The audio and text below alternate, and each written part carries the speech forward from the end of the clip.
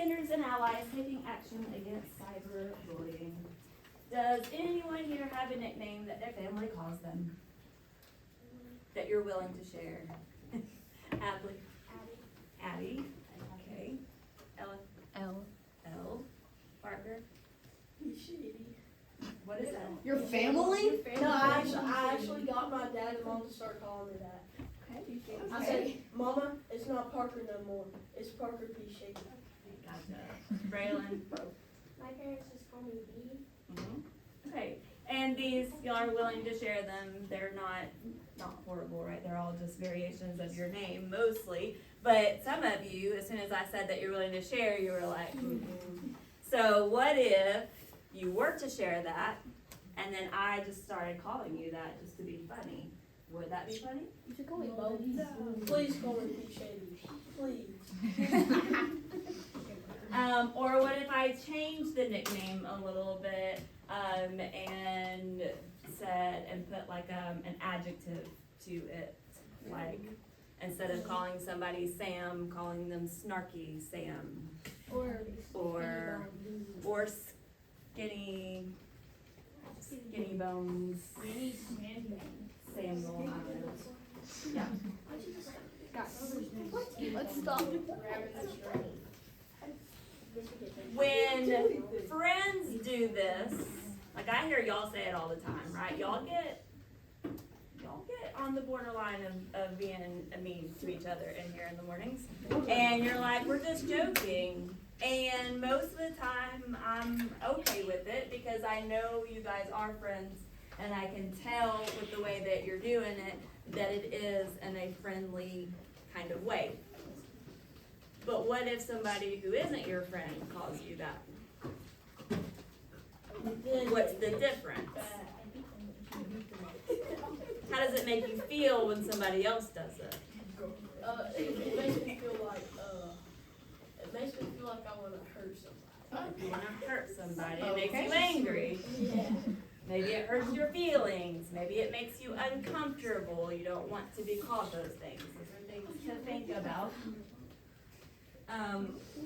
On here, so we are looking at how can you respond when cyberbullying occurs. Consider the different perspectives of those involved in a cyberbullying incident. Identify ways to be an upstander or an ally to someone being bullied, and then problem solve potential challenges of responding to cyberbullying. So cyberbullying, of course, is using digital devices, sites, and apps to intimidate, harm, or upset someone. Empathy is imagining the feelings that someone else is experiencing. And why do you think it might be important to try to empathize with others? So take a moment to think silently about this question. Why is it important to empathize with others?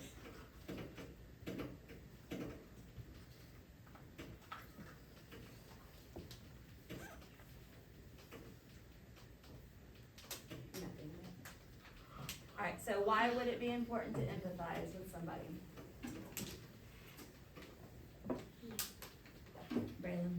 So, empathizing means to understand what someone is going through. So, understanding what someone is going through could help you in a lot of ways, such as you would know, so you would be nicer to them, and you could help them feel better, and you could just become friends with them, and it could just help that person along. Pardon? Like my favorite YouTuber says, Darman, he says, to be able to understand what somebody's feeling like, you have to be able to walk a mile in their shoes. So that's kind of like a metaphor or something like that, saying you gotta be able to know what they're going through, and if you know what they're going through, you can help them get through what they're going through. So like, for example, they're like, they're in poverty, like low levels of poverty. You gotta start thinking like, oh shoot, if I was in poverty, I'd be sad. So then you start talking to them like, hey, even though you're in poverty, it's fine. You can get out of that. You can get out the mud, it's fine. Okay, yep. One way to think about it. Even if you got somebody who just seems like they're mean, right? They never say anything to anybody, they never talk. When you try to talk to them, they're snarky back, And so you start thinking that they're just mean or unfriendly. So you start making fun of them behind their back, eventually to their face. And then you find out that at the very beginning of the year that both of their parents died right before school started. How does that change the way that you think about them? Does it now make sense why maybe they were upset all the time, or not upset, but like not talking and not friendly and lashing out at people that they didn't know? But it does change, right? All of a sudden now, oops, maybe I shouldn't have made fun of them. It's always important to think about the other person and what their side is before making judgments. All right, so go ahead and open the Jose and Kevin. Yeah.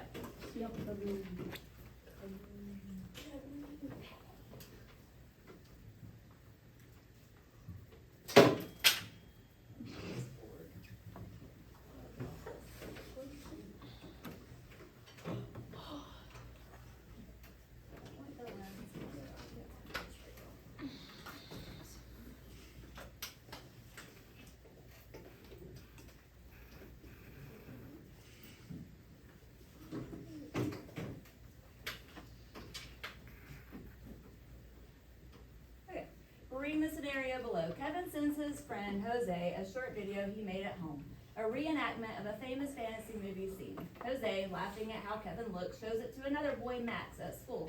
Max laughs at Kevin too, and then decides to post it on a video sharing website.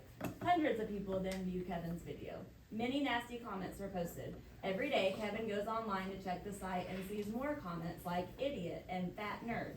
Every day he goes to school and hears similar cruel comments from some of his classmates. No adults know about the situation, not even Kevin's parents. One teacher at school overhears the boy laughing about the video, but isn't sure about what they're talking about. All right, so we're gonna get into groups of, let's see, so we got Kevin, Jose, Max, and a teacher. Groups of 4. Meaning groups of 4. No more than 4. You need less than 4. That's not.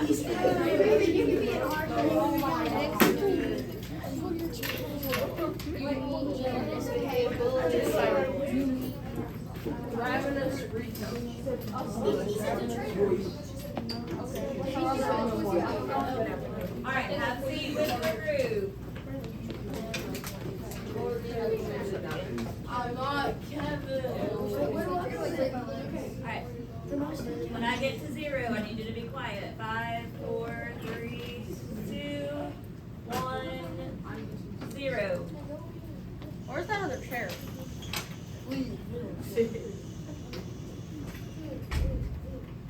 Alright, in your group, each person will take on the viewpoint of a different person from the scenario. Jose, Matt, the teacher who overheard the boys laughing, or one of Kevin's parents. Write down the person you are taking the perspective of. Then based on that perspective, complete the columns in the table. When you're done, each person will then share. So that's all you have to do right now is, who are you doing the viewpoint on? I acted that way, I did because one thing I could have done differently, and something that might have stopped me from doing something differently was. And then you're gonna share in your groups. All right, ready, set, go. I'm Jose.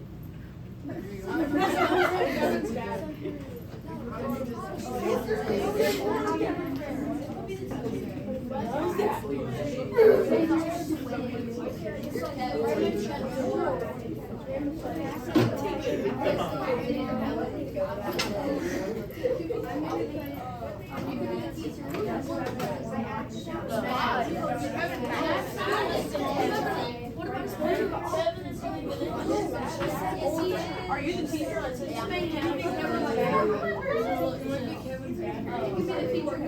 Oh, but nobody can be Kevin. But nobody can be Kevin.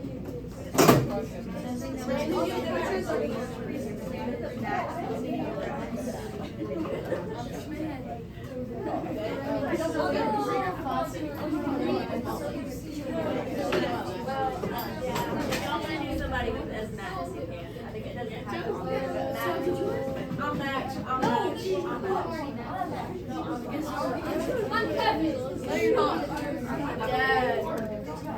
can do 5. Kevin, I'm the acting teacher. I'm the dad. I'm Kevin's dad. Max? I'm Kevin's cousin. No, I didn't leave. Why are we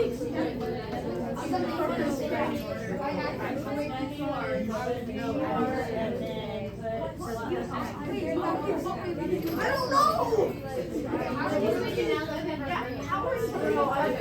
He doesn't.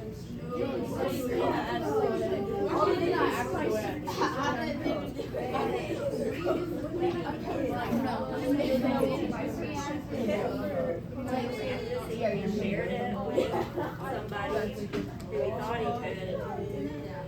he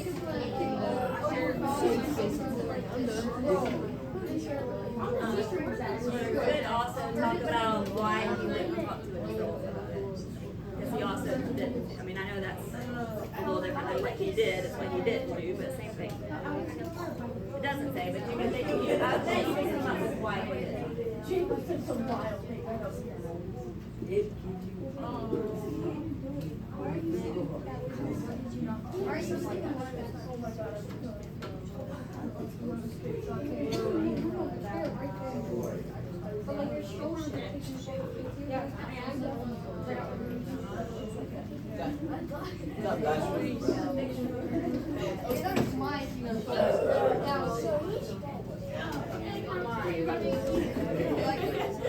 You make me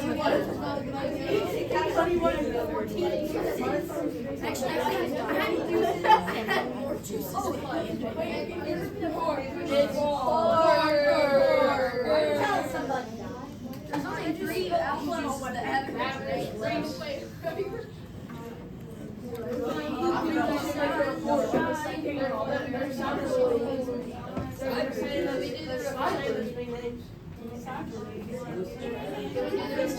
I said go to the. Are you done with the columns? Yes. If your group has already filled out the columns for each person and you've shared, then go ahead and do the reflection questions at the bottom.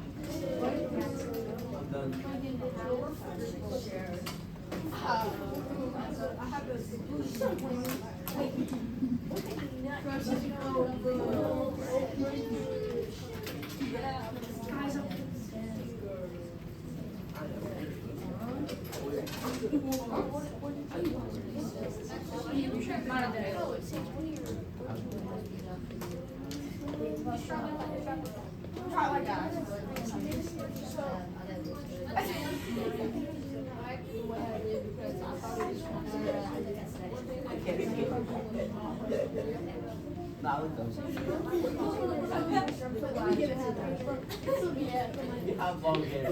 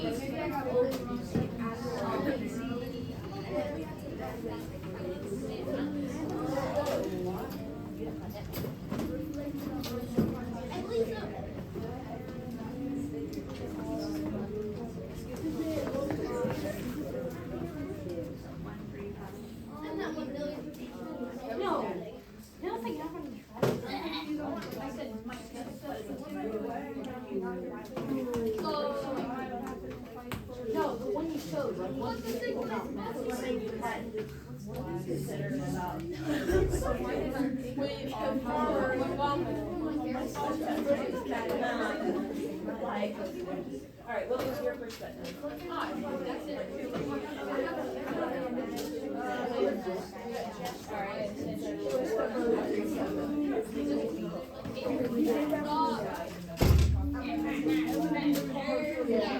Miss Mayhead, He's the other way to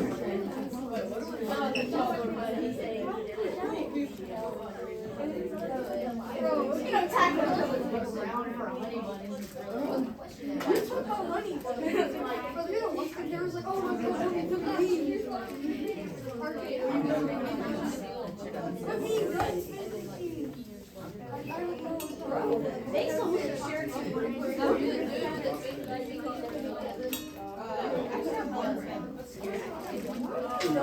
Alright,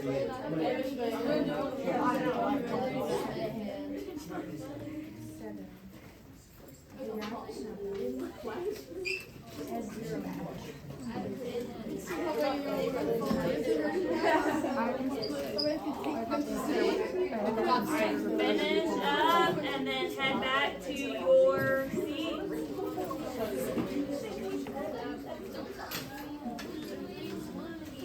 Finish up the Kevin Jose and go back to your seat.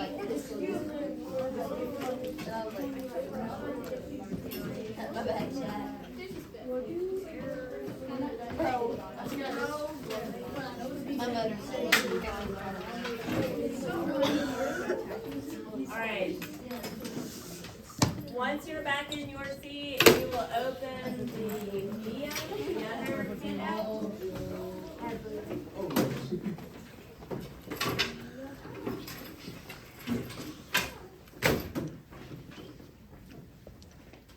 Before we start on this one, just a couple of things on the Jose and Kevin thing. Did anybody, or when you were thinking about it from Kevin's point of view, from his perspective, why did he do the things that he did?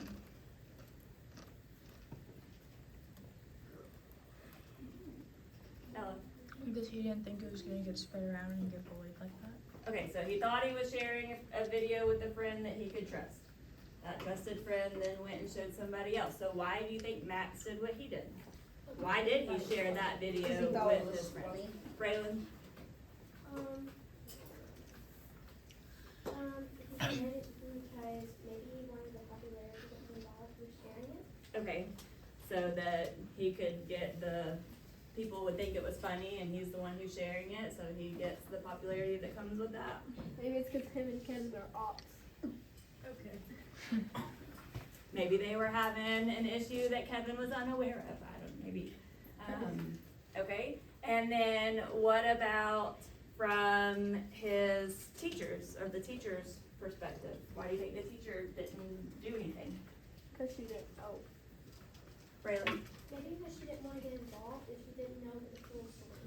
Okay, yeah, and I hear that a lot with, well, the teacher knew about it and didn't do anything about it.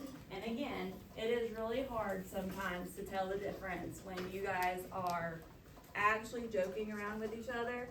And then, I don't wanna turn that into a bigger thing than it needs to be.